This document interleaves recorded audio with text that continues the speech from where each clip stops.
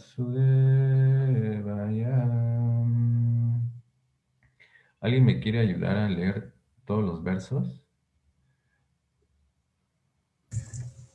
Yo, bueno, Meli, yo. Gracias. Es a partir del 32, ¿verdad? 31. 31. 31.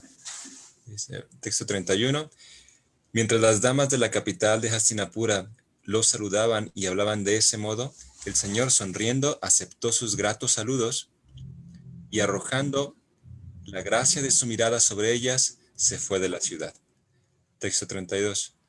Maharaj Yudhishthir, aunque no era enemigo de nadie, hizo que cuatro divisiones de defensa, caballos, elefantes, cuadrigas y ejército, acompañaran al señor Krishna, el enemigo de los asuras, demonios. Maharaj, el gran rey, hizo eso debido al enemigo y también por el afecto que le tenía al señor. Texto 33. Debido al profundo afecto que sentían por el señor Krishna, los Pándavas, quienes pertenecían a la dinastía Kuru, lo acompañaron una distancia considerable para despedirse de él. Ellos estaban agobiados con la idea de la futura separación. Sin embargo, el señor los persuadió, los persuadió de que regresaran a su casa, y él prosiguió hacia Dwaraka con sus queridos compañeros. Textos 34 y 35.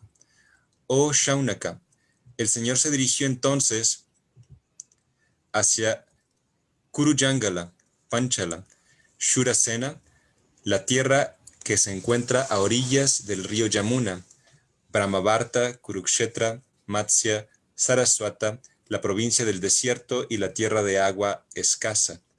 Después de atravesar estas provincias, llegó gradualmente a la provincia Saubira, Avira, y luego por el oeste de estas llegó finalmente a Dwaraka. Texto 36. En su viaje a través de esas provincias se le daba la bienvenida, se lo adoraba y se le hacían diversos obsequios. Al atardecer, en todos los lugares, el señor suspendía su viaje para realizar ritos vespertinos. Esto lo observaba regularmente después de la puesta del sol. Muchas gracias. Sí. Muy bien. Como mencionaba, quiero centrarme un poco en Maharaj Yudhishthir o el rey Yudhishthir. Maharaj significa rey. Entonces, todo este capítulo, ya algunos han estado presentes en las lecturas. En los primeros textos se habló acerca de cómo Bhishma y Krishna iluminan a Yudhishthir, al rey Yudhishthir, con palabras y que tenían que ver con el aspecto de cómo él debería trabajar en su persona y trabajar con el conocimiento espiritual. Y se dice que en ese momento sus recelos, se dice ahí, que fueron erradicados de él. Y en esos primeros textos, Prabhupada menciona que es ahí donde él realmente pudo empezar a cultivar conocimiento verdadero. Aunque él ya tenía conocimiento, digamos, externo, es un ejemplo en realidad de lo que nosotros podemos trabajar en la vida espiritual. Nosotros, en realidad, en un principio, cuando no hemos tenido un camino de la vida espiritual, hay dos aspectos que trabajamos en uno. El aspecto de la moralidad, eso se menciona en el capítulo número 3 de la Bhagavad Gita, por ahí del verso 15 o 16, no me acuerdo. Prabhupada menciona acerca de esa diferencia entre la espiritualidad y la moralidad. Generalmente nosotros nos enfocamos, creo que es en el 16, no me acuerdo ahora, pero es entre el 14 y el 16, alguno de esos. Eh, Prabhupada habla con respecto a esa parte donde nosotros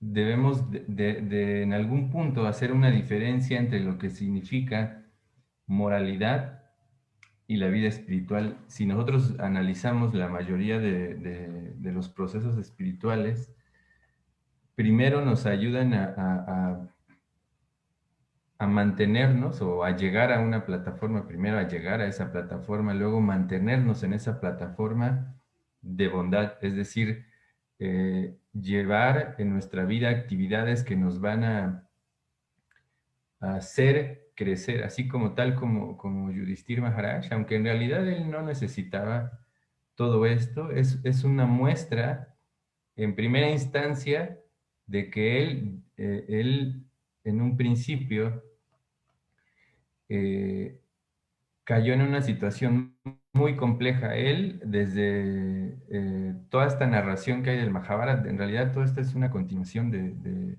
de la historia del Mahabharata. Yudhishthira Maharaj, de hecho, cometió un error. Básicamente, él cometió un error. Él tenía esta situación que tenía, digamos, externa, de trabajar con la moralidad y con todas estas reglas de la sociedad. Él cometió un error porque él se dejó llevar por la influencia de la sociedad en la cual estaba envuelto. Él estaba en una sociedad de reyes, pero la mayoría de estos reyes tenían mucho egoísmo. Así que él tenía una debilidad que a él no le podían hacer un reto porque no podía negarse a eso.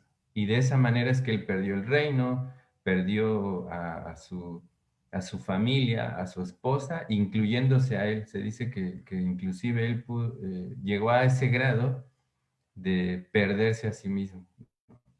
Y bueno, también se puede tomar como una metáfora en el sentido de que los problemas en la vida a veces nos llevan a perdernos a nosotros mismos, ¿no? Si analizamos la situación de nuestras actividades en la sociedad o nuestra participación dentro de la sociedad, cuando no tenemos una claridad y hay muchas cosas que están dañando nuestra vida, primero, por la influencia de los demás, empezamos a perder las buenas relaciones en nuestros empleos, en nuestras actividades, después con la familia y por último, así realmente uno se pierde, ¿no? Se pierde porque no hay una situación eh, de claridad de lo que uno busca. Por eso es muy importante entender que la moralidad y todos estos aspectos de la sociedad son importantes, pero no es el fin. La espiritualidad es un poco más allá. Como decía, si nosotros analizamos las escrituras, en un principio nos ayudan a situarnos en esta cuestión de buen trato con los demás, de ser productivos con la sociedad, ¿no? Eh, para poner un ejemplo, los aspectos digamos, de los mandamientos, el que realmente es espiritual es el primero, los demás todos son sociales. ¿Alguien recuerda el primer mandamiento? Amarás a Amarás a Dios sobre Dios. todas las cosas. Exactamente. Ese es el único que realmente nos está ayudando a conectarnos con Dios, con la divinidad, con Krishna. Y los demás son aspectos sociales, que claro, eso incluso se habla en este capítulo 3 de la Bhagavad Gita, que estos aspectos sociales o los aspectos del actuar diario de nosotros nos pueden ayudar a conectarnos con la divinidad, pero poniéndoles un enfoque, cambiando el enfoque que nosotros por el cual estamos realizando todo esto. Generalmente solo lo hacemos para satisfacción nuestra, es decir, solo teniendo un fin material o un fin temporal, pero cuando uno cambia la perspectiva de cómo está viendo las cosas, eh, ya no solamente se enfoca en aspectos materiales o temporales, sino aspectos también metafísicos. Y ahí es cuando el ser humano, incluso los griegos, todos estos filósofos griegos también hablaban de esa parte, que cuando el ser humano ellos dicen que cuando el ser humano no tiene una perspectiva metafísica, que son igualados a todos los demás seres del reino animal. Por eso es que también a nosotros se nos llama los animales pensantes. Así que ellos mencionan que si uno no ejerce esa situación de llevar la conciencia, o ellos como lo dicen el ser, porque ellos generalmente basan la conciencia o igualan al ser, pero bueno, nosotros entendemos que hay un poco más allá de eso, ¿no? Pero ellos dicen que si uno no contempla la situación de llevar al ser a la siguiente fase, que es la metafísica o la antimaterial, que uno no se podría considerar un filósofo, que simplemente eh, lo que uno aprende son aspectos temporales, es decir, cosas que tal vez podrían sonar como metafísica o filosofía, pero finalmente es algo externo porque solo lo llevas al plano material. Así que Yudhishthir Maharaj, o el rey Yudhishthir, él no es una persona ordinaria, en realidad él es hijo de Yamaraj, o de Yama, o de Dharmaraj específicamente, el rey o el que cuida los aspectos del Dharma. El Dharma es una palabra muy grande, pero también tiene que ver con aspectos del buen comportamiento, digamos, en su fase muy preliminar. Después, y la última parte tiene que ver cómo tú te conectas con la divinidad. Ese es un tema muy grande, pero básicamente eso. Así que él fue concebido a través de su madre, que se llama Kunti. Ella tenía la habilidad de llamar a seres celestiales, básicamente, para poder engendrar hijos. Y eso lo hizo porque su esposo fue condenado a una situación muy difícil de que cuando él quisiera engendrar hijos, él tendría que morir. Entonces, la reina Kunti lo que hace es invocar a un semidios para que engendrara a Yudhishthir. Y bueno, también a los otros Pándavas, a los otros que se mencionan también en toda esta historia del Mahabharata y que a través de lo que hemos estado leyendo del Bhagavatam, también se menciona Arjun, ¿no? Bhima, todos ellos fueron engendrados por semidioses y a través de la reina Kunti. Claro que esa es una situación un poco, tal vez, eh, que no estamos tan acostumbrados a escuchar, sin embargo, en todos los procesos y culturas podemos entender cómo personas terrenales quedan embarazadas por seres celestiales, ¿no? E incluso en la cultura judeocristiana, en muchos. Así que Yudhishthir Maharaj, él es hijo de Dharmaraj. Y se dice que él es la persona, bueno, Dharmaraj es la persona más recta, bueno, después de Krishna, que existe, ¿no? Y él sabe, es ¿cómo decirlo?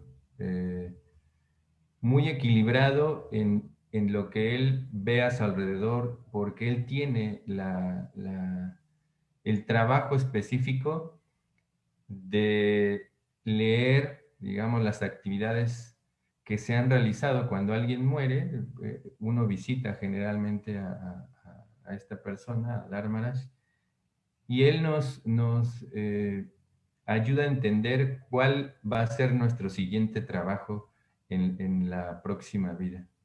Él nos va a ayudar a darnos un lugar específico donde trabajar todos esos aspectos. Y de hecho, para poder entender un poco, mismo él puso a prueba a su hijo, a Yudhishthir, en varios lugares, y algunos de ustedes tal vez seguramente han leído en el Mahabharata, cómo él alguna vez en un pozo de agua, eso es una historia que generalmente es bastante conocida entre la cultura yógica. Resulta que los Pándavas estaban exiliados en algún momento de su vida, bueno, varias veces fueron exiliados, eh, pero una de estas ocasiones ellos tenían mucha sed y había un lago, para no hacer la historia tan larga, había un lago en el cual Yudhishthir les pidió que fueran por agua porque ellos tenían sed. Pero llegando a ese lago, se escuchó una voz en la cual decía que en realidad no podía tomar agua sin antes contestar algunas preguntas. Así que Bhima, que es uno de los personajes más fuertes, una fortaleza muy increíble o sobrehumana, y también Arjun, que era experto, Nakula y Sahadev, no hicieron caso o hicieron caso omiso a esta parte de que el lago les decía, así que ellos iban muriendo uno a uno, ¿no? Primero, no recuerdo específicamente cuál es el orden, pero primero va uno, es decir, tal vez es primero Bhima, y él en realidad no le importa escuchar todo eso y él empieza a tomar agua de ese lugar y muere por tomar esa agua. Entonces, los otros se preocupan, entonces uno a uno va yendo hasta que queda Yudhishthira Maharaj solo. Él va al lugar y se encuentra que todo el mundo está muerto, entonces él no entiende por qué realmente es muy difícil que ellos sean matados por alguien porque son guerreros expertísimos.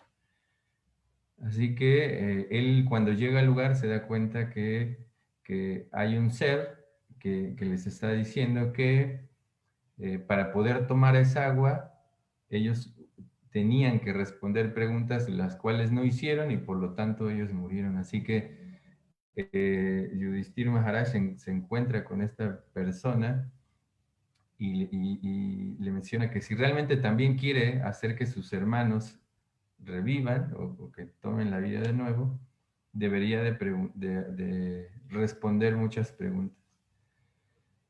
Y hay toda una situación ahí, porque lógico es Dharmaraj y su hijo Yudhishthir.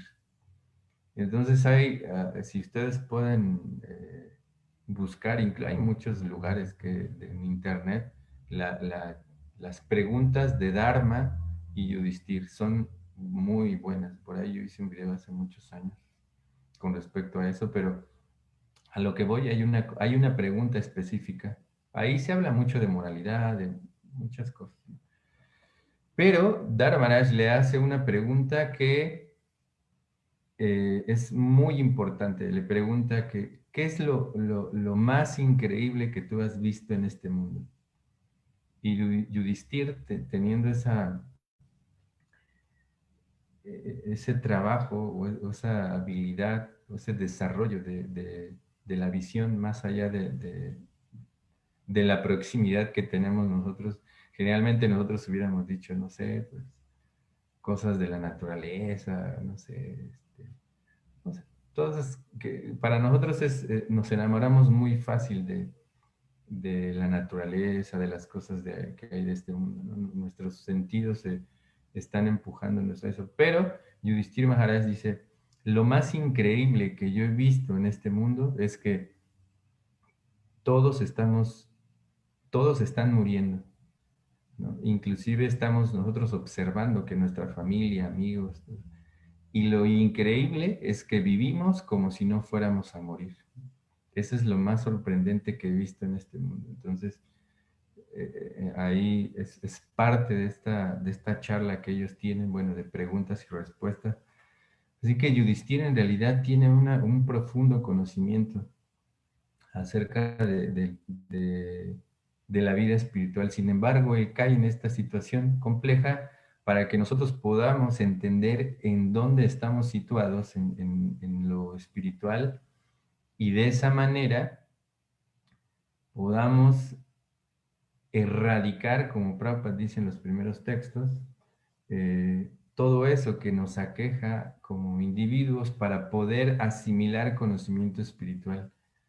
También en la vida espiritual se requiere un tipo de inteligencia que es denominada de esa manera, una inteligencia espiritual que tiene que ver sí con aspectos que hemos desarrollado o habilidades materiales. Sin embargo, todo eso tiene un trabajo que es todo lo que están haciendo ahora, o que es esta disciplina espiritual, es lo que va a ayudar a desarrollar esas cualidades, ¿no? Así como en todos los procesos de aprendizaje o de desarrollo de habilidades hay una disciplina. Y nosotros podemos verlo en nuestro día a día, que cuando nos levantamos temprano, nosotros también con un grupo de chicos que, de Querétaro, con los cuales tenemos mucha cercanía, hacemos lo mismo. Ustedes levantamos temprano durante toda la semana y leemos lo mismo del Srimad Bhagavatam. De hecho, estamos unos capítulos antes. Y yo estaba hablando con ellos con respecto a todo esto que hemos estado realizando y les preguntaba cómo se han sentido durante esos meses que la mayoría, si nosotros preguntamos a las personas cómo les ha ido con esta situación de la pandemia, pues la mayoría es todo negativo, ¿no? Pero en esta parte yo les preguntaba a los chicos, ¿no? Porque muchos de ellos son profesores de primaria, secundaria y algunos de universidad, cómo se sentían, todo este cambio también de la aplicación de cómo dar el conocimiento a sus alumnos, cómo había afectado todo eso. Decían, no, o sea, en realidad es que yo vi mucha mejora en muchos sentidos desde que empezamos con todas estas actividades en la mañana y también tenemos en la tarde, de hecho. Así que todo eso es lo que nos está dando toda esta situación de, pues lo que me quise enfocar hoy es a entender toda esta situación de Yudhishthira Maharaj, cómo nosotros podemos, de llevarlo a un plano externo, llevarlo a una situación interna. Y todo eso, sí, o sea, todo eso tiene que ver, ese traslado de llevarlo de un aspecto externo a interno, el inter es esto de la disciplina espiritual, porque como en todos los personas que participan en las Olimpiadas, ¿no? O en un tipo de deporte, tienen disciplina, ¿no? Como nosotros vemos que tal vez, ¿no? Alguien que hace ciclismo, nosotros podemos pensar que es muy fácil subirse a una bicicleta, o alguien que puede correr durante muchos kilómetros, y uno quiere intentarlo a veces al principio. Cuando uno se acerca a la vida espiritual, quiere hacer eso mismo, como ir tan rápido que se puede lesionar, porque lesionar en el sentido del entendimiento. La vida espiritual tiene muchos secretos, y esos secretos los, los van trasladando a través del oído. Es muy importante. Y por eso es bastante interesante e importante escuchar a los que tienen ya experiencia en este camino. Así como los deportistas tienen entrenadores, nosotros también debemos de tener a alguien que nos esté entrenando, ¿no? Nos esté guiando básicamente en la vida espiritual. Eso es uno de los secretos, ¿no? Del proceso. Siempre tener a alguien que nos esté ayudando, así como ya tenemos un psicólogo, tenemos nuestro doctor de cabecera, nuestro médico de cabecera.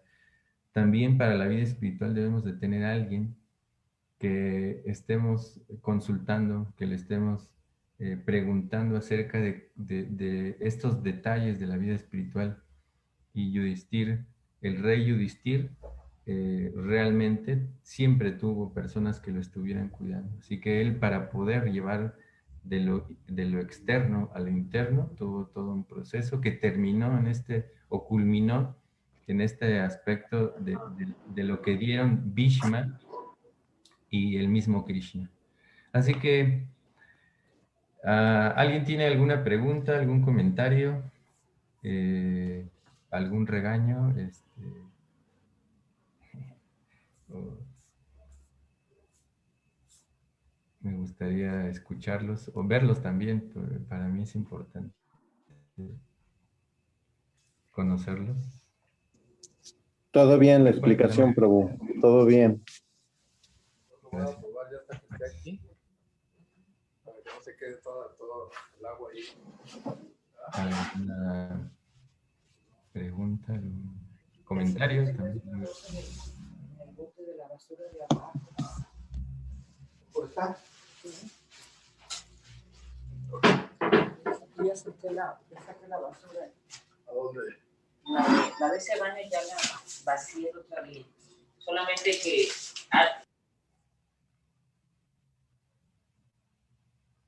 Entonces todos, como dijo un amigo una vez, que cuando no preguntaban, decía, o entendieron todo o no entendieron nada. Yo creo que no supe desarrollar esta parte, pero sí, básicamente es entender cómo llevar toda esa situación del conocimiento que hemos estado leyendo de una manera no solamente que se quede en la plataforma externa, ¿no?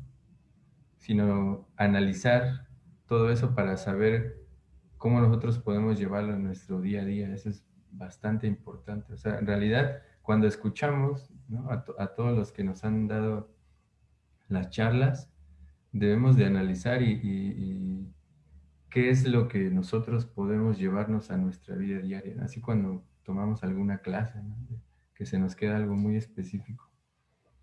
En las cosas del Bhagavatam y de las lecturas debemos de buscar algo que ir aplicando día a día, ¿no? Así, eso es muy, muy importante. Así que, pues les agradezco a todos. Ya lo último, si alguien tiene algún comentario.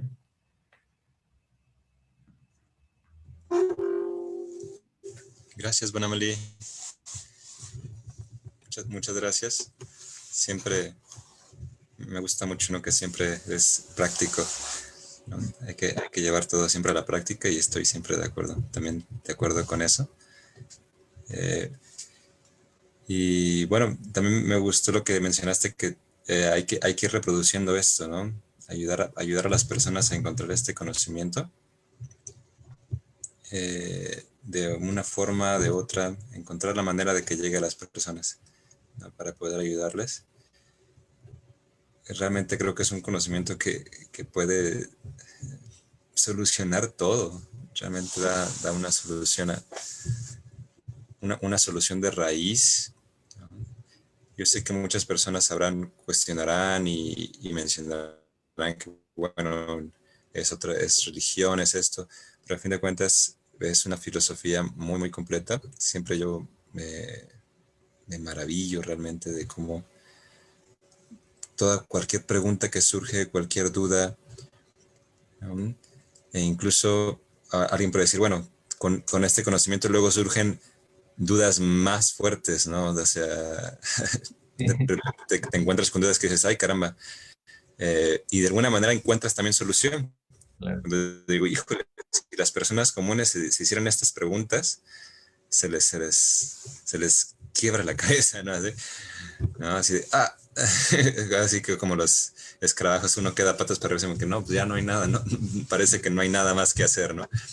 Sin embargo, leyendo el Bhagavatam, uno encuentra de alguna manera la solución y la pregunta que sigue, ¿no? Porque a fin de cuentas creo que la parte importante aquí es que todo esto se trata de preguntas.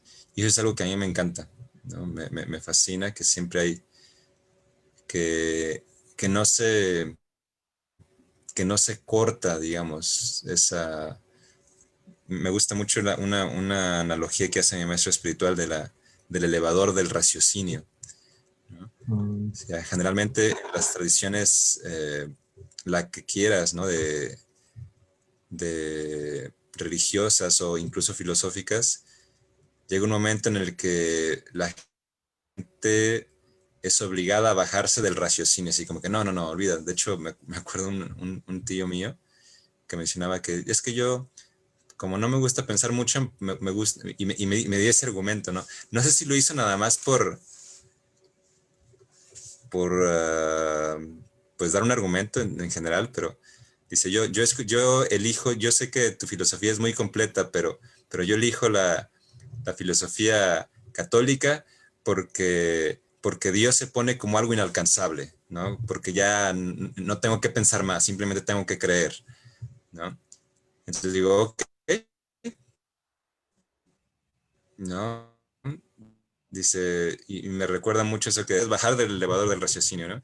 Y eso es lo que hacen incluso los científicos, ¿no? Ujú. Los científicos que dicen, no, es que no hay nada más allá, ¿no? O sea, eh, todo viene de la nada, o argumentos así que dices, bueno, pero todo eso realmente se vuelve irracional, ¿no? Y Claro. el Bhagavatam no te permite, si tú sigues leyendo seguimos leyendo el Bhagavatam, no te permite bajarte del elevador del raciocinio. O sea, hay más preguntas y la que sigue, y hay respuestas y la que sigue.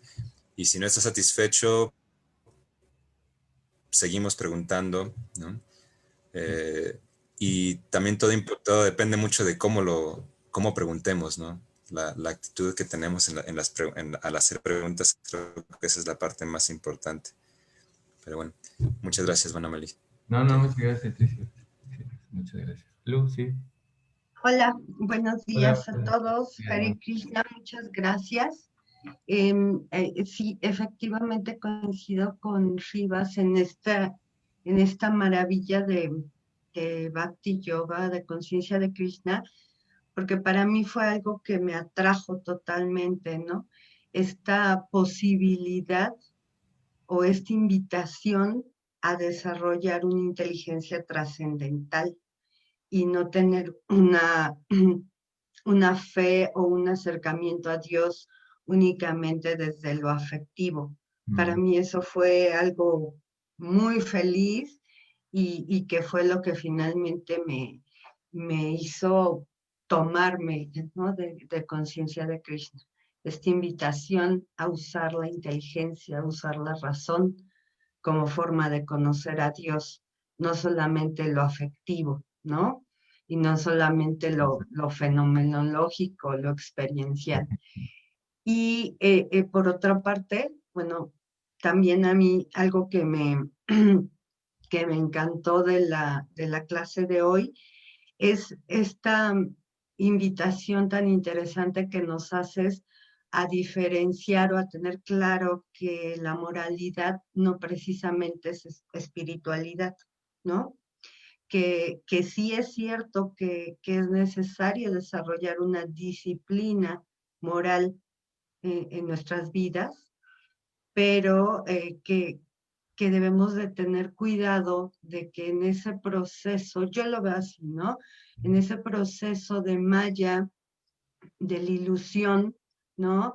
No caer en el juego de creer que porque estamos en una disciplina moral, necesariamente somos mm, espirituales, ¿no?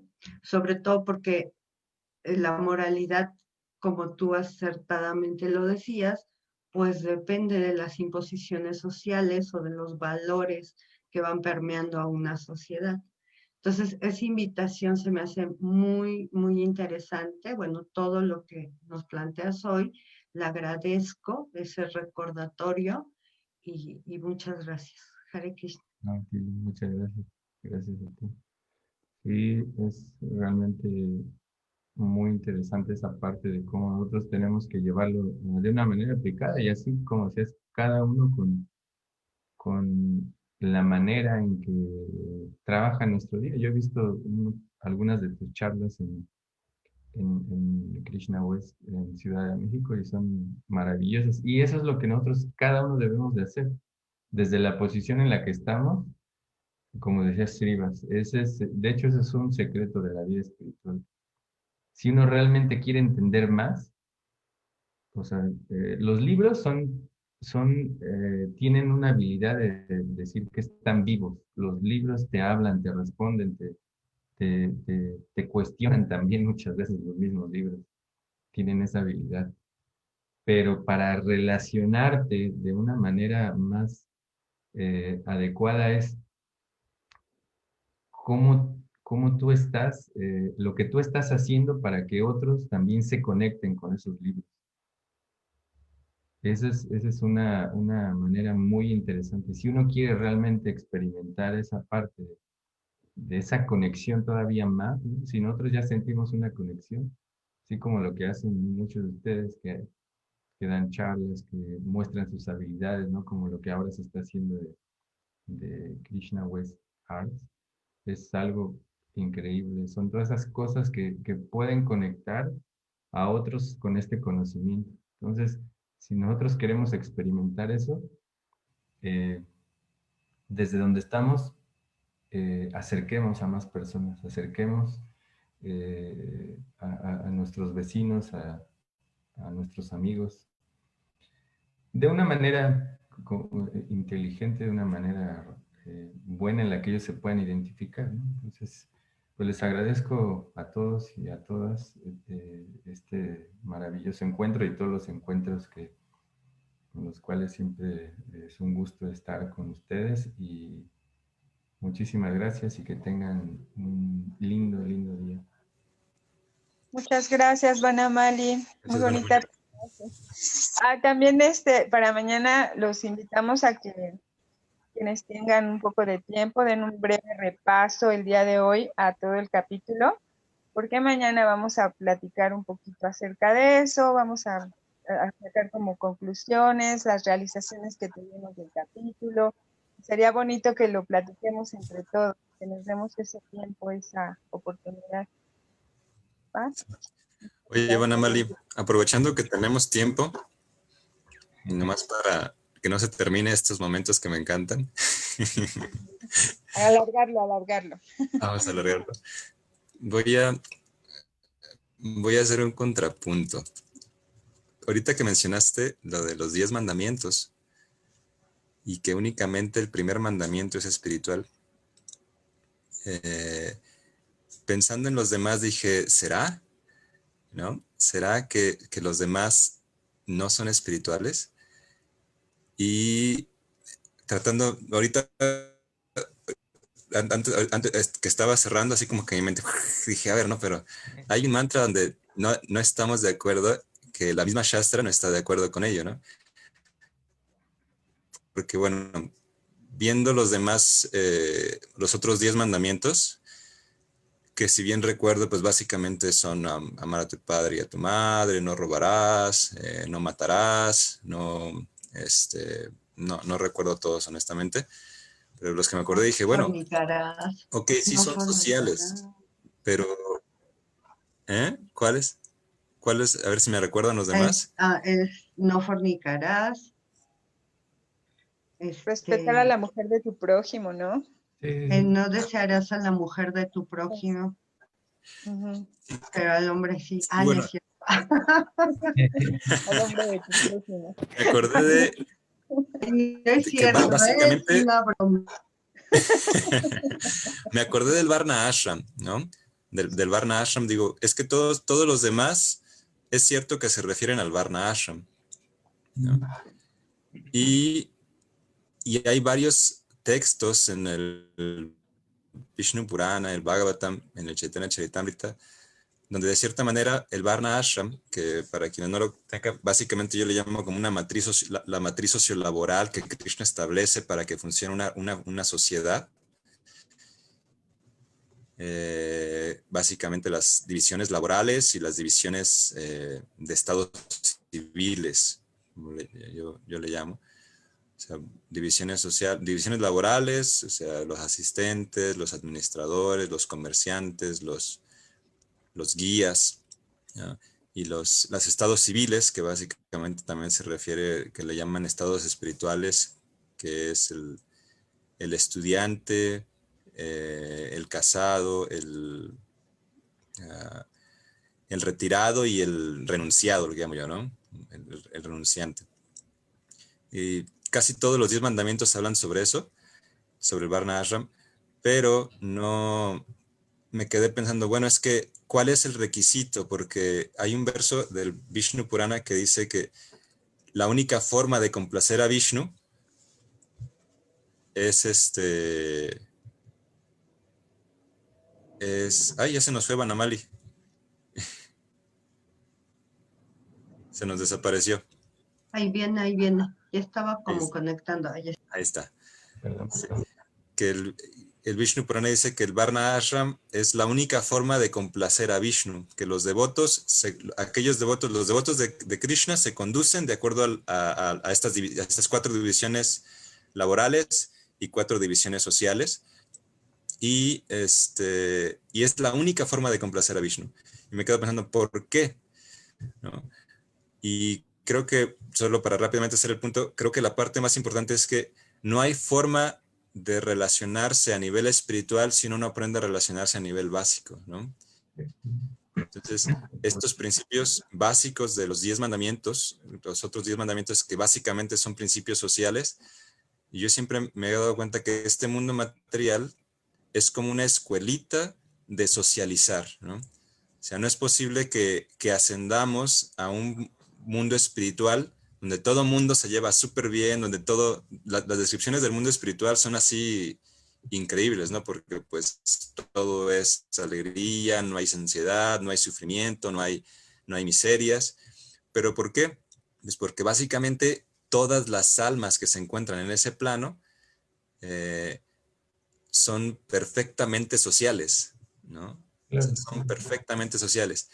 Y en este mundo material, el problema que tenemos es social, empezando porque rechazar a Dios, ¿no? Ya rechazando a Dios, y ahí se desarrolla toda una cadena donde pues terminamos ni siquiera aceptándonos a nosotros mismos, y si no nos aceptamos a nosotros mismos, ¿cómo vamos a aceptar al prójimo?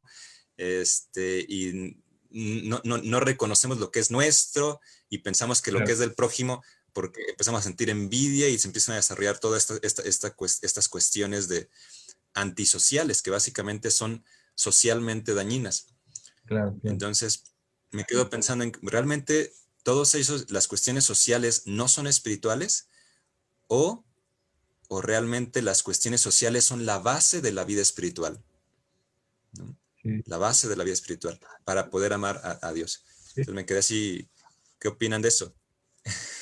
sí, o sea, yo lo relacionaba en el sentido de, como decía Lu, que nosotros, digamos, alguien que ya está buscando la vida espiritual, vamos a poner esa parte, ¿no? Que Lu explicaba muy bien ese sentido de no quedarnos en esa plataforma de moralidad, ¿no? Incluso esas mismas actividades pueden llevar al aspecto espiritual, pero es el enfoque en el que se le da, porque si analizamos también los aspectos espirituales, hay los que realmente buscan la vida espiritual, es decir, que todo eso lo pueden trasladar hacia una plataforma real de espiritualidad. Tal vez si analizamos un poco el capítulo 3 de la Bhagavad Gita, se habla acerca de eso, ¿no? Krishna menciona aspectos de la naturaleza que ya están ahí propios, ¿no? Propiamente dichos, él menciona cómo es que ya hay una estructura que fue dada desde la creación en relación a lo social, incluso la sociedad, ¿cómo decir? Eh, Cuando no solamente tiene que ver con lo terrenal, sino también una situación un poco más con, con- con seres de otros planos, ¿no? Que no son terrenales, ¿no? Krishna dice que él creó al hombre, bueno, y a la mujer, y también creó legiones de semidioses, es decir, que creó toda una situación. Y después dice que él crea un intercambio social, porque es un intercambio social, que solamente que es más universal. Entonces, sí, o sea, esa es la parte, ¿no? A mí también me encanta todo eso, pero todo tiene que ver con el plano de cómo tú lo estás viendo, ¿no? Porque hay personas que solamente se quedan con ese intercambio y viven en ese intercambio constante. Solo es eso. No ven un poco más allá. Y Krishna después, bueno, también nos habla de cómo ese intercambio se convierte en algo que lo complace él mismo, que se llama yagya, o una ofrenda, o un sacrificio. Se menciona más como sacrificio, pero es eso. ¿Tú lo ves como un sacrificio o lo haces como una ofrenda? Ese es el aspecto. También en estas cuestiones sociales son algo que tú te estás forzando para convivir de manera adecuada con los demás, o es una herramienta que te está ayudando para conectarte con Dios. Son de esos dos elementos importantes. Y fíjate, esa parte de yagya, hay algo que a mí me llama mucho la atención, porque las mismas del sánscrito al español, a los diferentes lenguajes, te dan una apertura muy, muy diferente al conocimiento, ¿no? Porque, por ejemplo, yo tengo una teoría, y la voy a exponer aquí, de que una traducción de un idioma a otro puede hacerse de diferentes niveles, de diferentes formas y para diferentes fines, ¿no? Y por ejemplo, esa palabra yagya, pienso que tiene 3 formas. Tú la puedes traducir como generalmente la encontramos, que es como sacrificio, pero esa palabra en español, no sé si en otros idiomas, específicamente implica dolor y sufrimiento y pérdida. Exacto, exacto. ¿No? Y la gente piensa en yagya y es algo que no es agradable, que se rechaza de forma natural por lo que implica. Pero si tú esa palabra mismo, yagya, lo traduces como ofrenda, eso cambia, ¿no? Aunque todavía tiene un tinte de interés, ¿no? O sea, yo te hago una ofrenda porque estoy interesado, no una oferta así como que te lo presento, pero hay un interés de recibir algo a cambio. Y me gusta mucho otra traducción de yagya que podemos encontrar, que es presentar, como regalar. Realmente cuando tú das algo por completamente desinteresado y no implica en absoluto lo que en un principio implicaría lo que es sacrificio. Sí. ¿No? Y ese verso que mencionaste es muy, muy exquisito, el 10:13. Lu. Sí. Sí, a mí me parece muy interesante la pregunta que hace Shriva respecto a si son la base de la vida espiritual o qué, ¿no? Este orden social. Yo me remito un poco al análisis que hace Maslow respecto a la pirámide de desarrollo del ser humano, ¿no?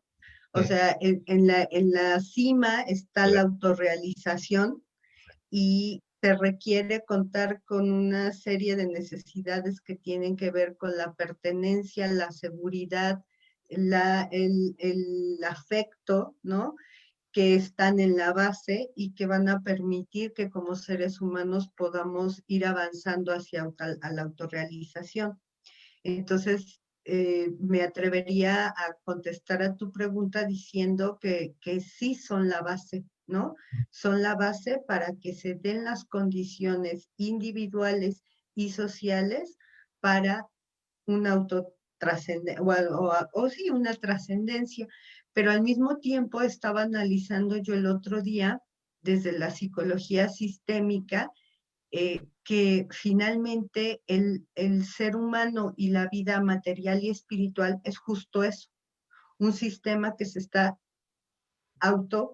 ¿no? O se está retroalimentando y que no es unidireccional, sino es bidireccional y aparte todos los elementos que están engranando. Entonces, si bien la normatividad o la disciplina moral de una sociedad, que en este caso estaría expresada en el Vajna Ashram, que tú mencionas, da las bases para ese desarrollo.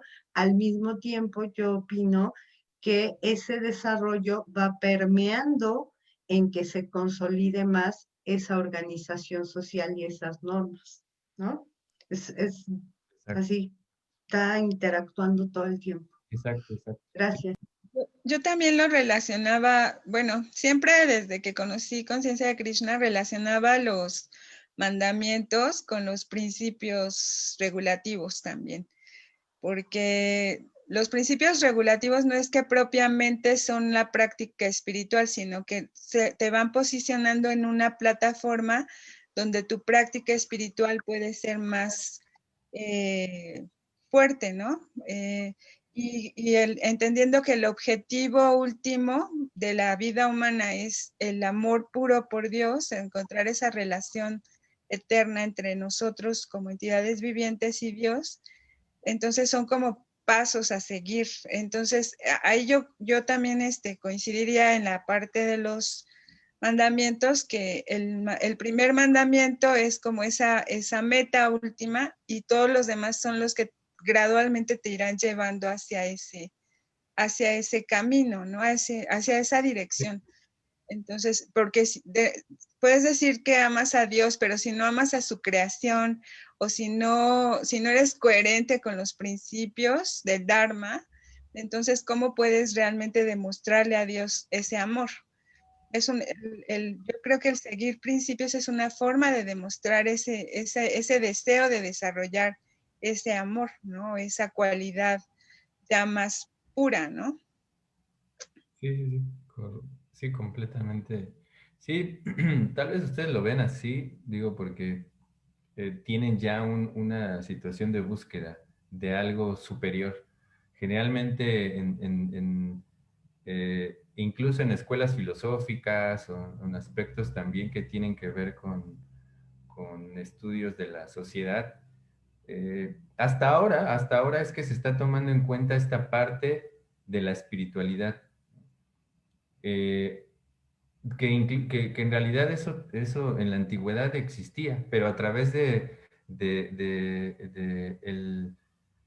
la degradación de la cultura misma, porque todo lo que estamos viviendo ahora nos está alejando de eso, nos está alejando de la cultura. La cultura es todo eso si analizamos, digamos, en este caso, como lo estamos haciendo,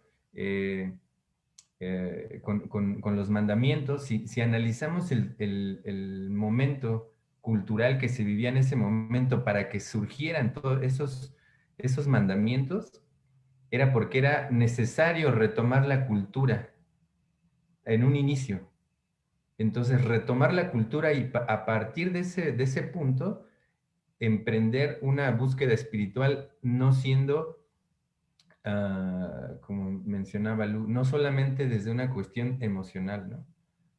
Sino basado en una cultura. Y todo el Bhagavatam es lo que ya se da como previo a alguien, bueno, se da como alguien que ya está en la búsqueda. Por eso ustedes lo ven de esa manera, pero en la mayoría, incluso nosotros estamos en una situación cultural un poco difícil, ¿no? La cultura, aunque tenemos acceso a mucha historia, muchos documentos, pero el gran porcentaje de las personas no están interesadas en eso, ¿no? Por eso la mayoría se quedan con ese sentido de que la moralidad es espiritual, porque es un indicio de que uno baja el estándar de su crecimiento espiritual, es decir, que ya basta con el hecho de tratar bien a los demás, de entender o actuar bien dentro de la sociedad. Esa es mi espiritualidad, ¿no? Cuando en realidad lo que estamos haciendo es bajar el estándar en ese sentido, porque ya no hay mucho en el sentido cultural, ¿no? Por eso es que hay tantas situaciones ahora de violencia y todo eso. Hay tanto, ¿no? O sea, el hecho de que nosotros aceptemos esa situación también culturalmente que está degradada, o que nos incluyamos en ese círculo de la cultura que está degradada, es cuando bajamos ese estándar. Eso es a lo que un poco me refería con eso. Pero entendiendo, claro, lo que ustedes dicen es la realidad. O sea, eso que ustedes dicen es eso, pero no todo el mundo lo ve así. De hecho, yo he hablado con muchos, hace un poco tiempo tuve un encuentro con varias personas de diferentes procesos espirituales que organiza la iglesia aquí en Querétaro y se hablaba acerca de eso. De que la mayoría de los procesos espirituales ponen en un principio o son muy enfáticos en eso, porque la cultura misma ahora, universal, porque no solamente en México, es una cultura de degradación del mismo ser humano. Si analizamos la música, los libros que hay ahora, todas las personas que son influencers, básicamente son personas que no ayudan mucho en ese sentido. Por eso Srivas, Lu, Alaksha y todos, Dharma, todos se tienen que convertir en influencers que le den eso a la gente. Eso necesitamos. Necesitamos dar eso a las personas. Así que tenemos esa misión importante de, uh, de no solamente, como decía Srivas, una cultura o una situación religiosa, sino es un entendimiento de filosofía espiritual, ¿no? Es una situación de análisis desde el punto espiritual. Así que eso. Les agradezco muchísimo. Me gusta hablar con ustedes muchísimo acerca de eso. Un día deberíamos hacer una charla ahí entre varios para Gracias. Mañana vamos a hablar todo. Escucharte. Hare Krishna. Eso último Muchas que dijiste me gracias. encantó. Gracias. Muchas gracias a Muchas ustedes. gracias a Gracias. todos. Tengan excelente Abrazo. día. Buen día. Bonito fin de semana. Un abrazo a todos. gracias. Hare Hoy Krishna. tenemos una plática en el Krishna West Ciudad de México, si alguien quiere, es sobre amistades, amistad en tiempos de aislamiento, para que platiquemos un poquito más al respecto. Cuídense mucho, abrazos. Bye, bye, bye. Bonito día. Chao. Gracias. Ya. Nos vemos pronto. Hare Krishna.